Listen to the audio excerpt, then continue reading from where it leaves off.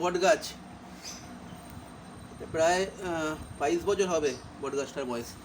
এর অনেক দিন দেখা হয়নি, আজকে হঠাৎ সরাতে গিয়ে দেখি এটা নড়ছে না। কী ব্যাপার নড়ছে না? এদিকে শিকড় বেরিয়েছে এখান দিয়ে, এখানে দেখাও, এই যে তলা দিয়ে শিকড় বেরিয়ে এই যে ঘাসের উপর দিয়ে এই যে, ওরে বাবা, আরও কোথায় চলে গেছে এদিক দিয়ে, তলা দিয়ে চলে গেছে এই শিকড়টা, এই গাছের শিকড়টা। এটাকে এখন কেটে সাইজ করতে হবে এটাকে। আরে বাবা, উঠছে না, দেখতে পাচ্ছি না।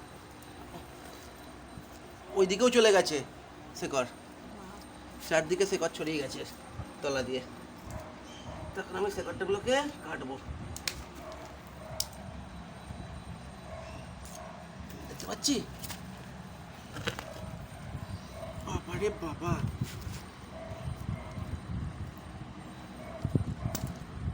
একটা দুটো, তলা দিয়ে দেখাও। আরে বাবা রে, এই যে বড় শিকড় এটা, এটাকে এখন আমাকে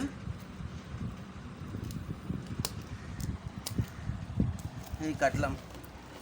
এই শিকড়টা হয়েছিল, দেখো। বাবা, দূর থেকে দেখো।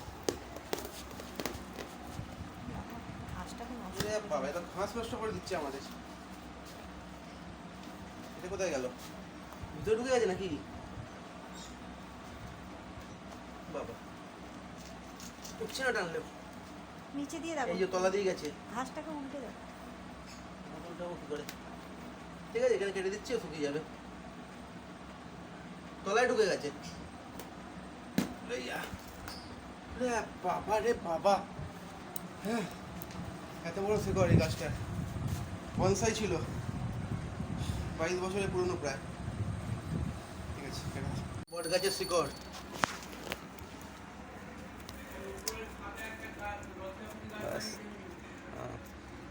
এদিকে এটা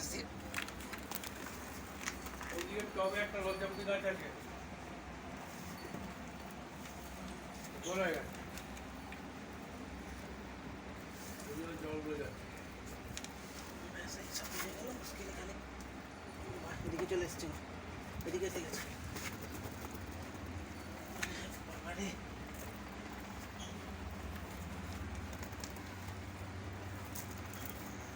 ওরে বাবা, কোথায় গেছে গো বাবা?